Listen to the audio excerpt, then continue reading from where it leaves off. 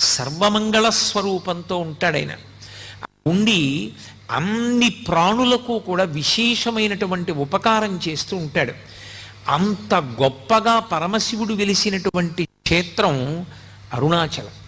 మనం ఎక్కడికైనా శైవ క్షేత్రానికి వెడితే ఆ శివాలయంలో ఉండేటటువంటి శివలింగం ఏది ఉంటుందో దాన్ని మాత్రమే ప్రధానమైన శివస్వరూపంగా భావన చేస్తాం. ఉదాహరణకి మీరు కంచి వెళ్ళారనుకోండి, ఏకాంబరీశ్వరలింగము అని ఆ కాంచీపురంలో ఉండేటటువంటి పృథివీలింగమే గొప్పది. ఆ పృథివీలింగ దర్శనం ప్రధానంగా చేస్తాం. మిగిలినవన్నీ కూడా పరివార దేవతలు ఇతరమైనటువంటి లింగాలు ఉంటాయి శివాలయంలో. కానీ ప్రధానమైన లింగం కాంచీపురంలో పృథివీలింగం. ఆ శివలింగాన్ని దర్శనం చేస్తాం.